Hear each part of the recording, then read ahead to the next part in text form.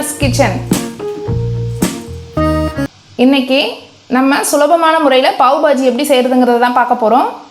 கடையில் செய்கிற பாவ் பாஜி வெறும் உருளைக்கிழங்கு மட்டுமே வச்சு செய்வாங்க. குழந்தைங்களுக்கு ரொம்ப ஹெல்த்தியாகவும் இருக்காது, டேஸ்டியாகவும் இருக்காது. நம்ம இன்றைக்கி நல்லா ஹெல்த்தியாக குழந்தைங்களுக்கு பிடிச்ச மாதிரி டேஸ்ட்டில் செய்ய போகிறோம்.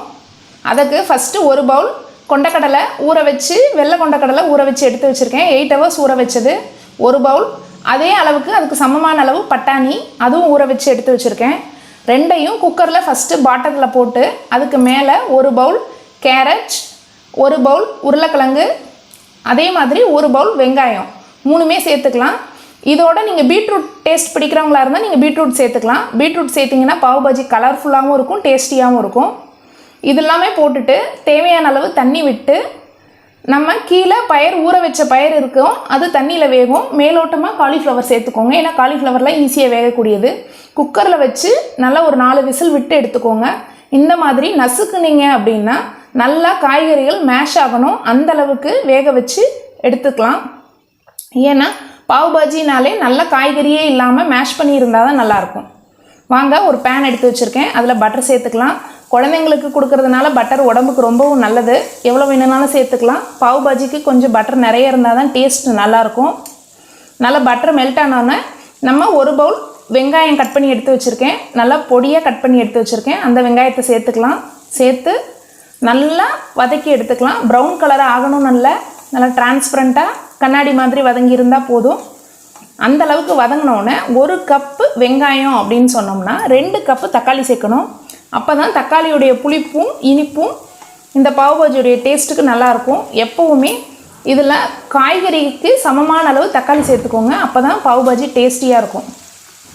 பாருங்கள், 1 கப்பு வெங்காயத்துக்கு 2 கப்பு தக்காளி சேர்த்துருக்கேன். இந்த தக்காளி நல்லா கரையணும், அந்தளவுக்கு வேக வச்சு எடுத்துக்கலாம். அதுக்குள்ளே நம்ம வெந்த காய்கறியை நல்லா மேஷ் பண்ணி எடுத்து வச்சுக்கலாம். நம்ம எப்போவுமே காய்கறி வேக வச்சு மேஷ் பண்ணி மொத்தத்தையும் செய்யணுங்கிற அவசியம் இல்லை.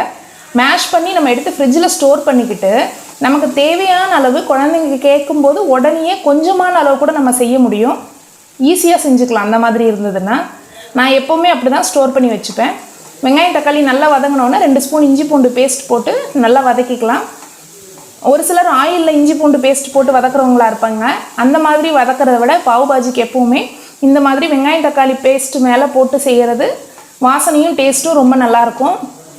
நீங்களும் செஞ்சு பாருங்கள் எப்படி இருக்குதுன்னு. கமெண்ட் பாக்ஸில் சொல்லுங்கள், இந்த மெத்தடில் பாவ் பாஜி செஞ்சால் எப்படி இருக்குது அப்படிங்கிறத. அதே மாதிரி நல்ல வெங்காயம் தக்காளி வதங்கி இஞ்சி பூண்டு பச்சை வாசனை போனோடனே அதுலேயே நமக்கு தேவையான அளவுக்கு குழம்பு மிளகாய்த்தூள் நம்ம வீட்டில் அரைச்சி வச்சுருப்போம் இல்லையா, மிளகாய், தனியா, மஞ்சள், சீரகம் சேர்த்து அதில் 2 ஸ்பூன் அளவுக்கு அதில் சேர்த்துக்கிறேன். நம்ம இது எதுக்காக அப்படின்னா இது கொஞ்சம் திக்னஸ் கொடுக்கும். நம்ம வீட்டு மிளகாத்தூள் கொஞ்சம் சேர்த்துக்கும் போது நம்ம பிள்ளைங்களுக்கு வயிற்று பிரச்சனையும் வராது.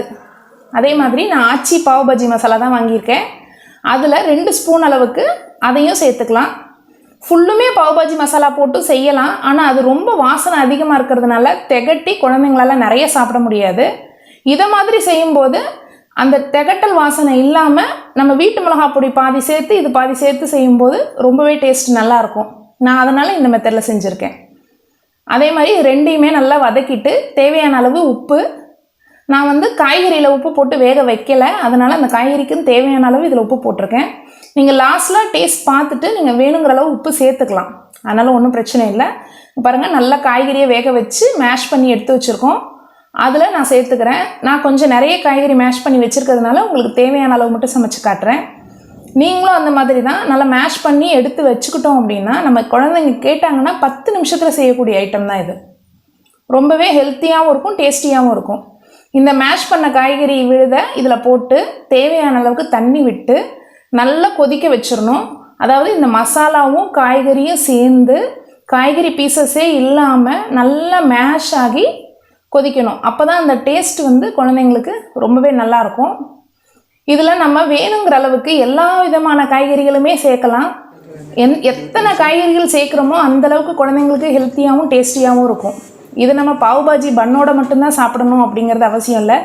நல்லா கிறிஸ்பியான தோசை, சப்பாத்தி எல்லாத்தோடையுமே நம்ம சாப்பிட்லாம். ரொம்பவே டேஸ்டியாகவும் மேட்சாகவும் இருக்கும். நார்த் இந்தியாவில் வந்து இதை பன்னோட சாப்பிட்றதுனால நம்ம பாவ் பாஜின்னு சொல்கிறோம். நம்ம வந்து நம்மளுடைய டிஷ்ஷஸ்க்கு தேவையான மாதிரி தோசையோடையும் சாப்பிட்லாம். நான் கொஞ்சம் ஒரு 1/2 ஸ்பூன் சுகர் சேர்த்துருக்கேன், கொஞ்சம் டேஸ்ட்டை என்ஹான்ஸ் பண்ணி கொடுக்கறதுக்காக. நீங்கள் பீட்ரூட் சேர்த்திங்க அப்படின்னா இந்த சர்க்கரை சேர்க்காதீங்க, ஏன்னா பீட்ரூட்லேயே லைட்டான ஒரு இனிப்பு வந்துடும். அதனால் கொஞ்சமாக கொத்தமல்லி தூளை போட்டு கலந்துடலாம். கலந்துட்டு நம்ம குழந்தைங்களுக்கு பரிமாறும்போது தேவையான அளவு பட்டரை சேர்த்து பரிமாறினீங்கன்னா இன்னும் கொஞ்சம் நல்லாயிருக்கும். பாருங்கள், நான் இதை எப்படி செய்கிறேன் அப்படின்னா, நான் நார்மல் பன்னில் தான் செய்கிறேன். ஏன்னா ஈஸியாக எல்லாராலையும் வாங்கி செய்ய முடியறதுக்காக நான் இந்த மெத்தடில் செஞ்சு காட்டுறேன். நம்ம பட்டர் போட்டு அந்த பட்டரில் நம்ம ஏற்கனவே செஞ்சு வச்ச அந்த காய்கறி விழுது கொஞ்சம் போட்டு நல்லா ஃபுல்லாகவே ஸ்ப்ரெட் பண்ணி விட்டுருங்க. தவா ஃபுல்லாக அப்படி ஸ்ப்ரெட் பண்ணி விட்டுட்டு நம்ம பன்னு அதுக்கு மேலே வச்சோம் அப்படின்னா பன்னு அப்படியே இந்த காய்கறி கலவையை அப்சர்வ் பண்ணிடும். அப்போ ரொம்ப சாஃப்டாக இருக்கும். குழந்தைங்க ஸ்கூல்லேருந்து வந்த உடனே நம்ம இந்த மாதிரியான ஸ்நாக்ஸ்லாம் செஞ்சு கொடுத்தோம் அப்படின்னா ஆயில் ஐட்டம்ஸும் குழந்தைங்களுக்கு ரொம்ப உடம்புல சேராது. அதே டைமில் காய்கறிகளும் உடம்புக்கு குழந்தைங்களுக்கு ரொம்ப ஹெல்த்தியாகவும் டேஸ்டியாகவும் தெரிய ஆரம்பிக்கும். நம்ம இந்த மாதிரி காய்கறி மேஷ் பண்ணி ஃப்ரிட்ஜில் வச்சுக்கிட்டு எப்போ வேணுமோ அப்பப்போ உடனே செஞ்சு கொடுத்துக்கலாம். நம்ம இதில் மிஞ்சிச்சுன்னா நம்ம சப்பாத்திக்கு கொடுத்துடலாம். தோசை நல்லா நைஸாக கிறிஸ்பியாக குழந்தைங்களுக்கு ஒரு கீ ரோஸ்ட் கொடுத்தோம்னா இதில் 2 கப்பு கொடுத்தீங்கன்னு வச்சுக்கோங்களேன், ஒரு தோசை காலையில் சாப்பிட்டுட்டு போனாலே குழந்தைங்களுக்கு போதும். பாருங்கள், நல்லா பன்னோ ப்ரெட்டோ இதில் ரோஸ்ட் பண்ணி இந்த மாதிரி வச்சுட்டு கொஞ்சம் பச்சை வெங்காயம் கொத்தமல்லி தழை போட்டு மேலே பட்டர் சேர்த்து குழந்தைங்களுக்கு கொடுங்க.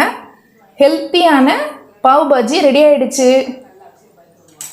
பாருங்கள், குழந்தைங்களுக்கு ரொம்ப tasty snacks ready. Thanks for watching.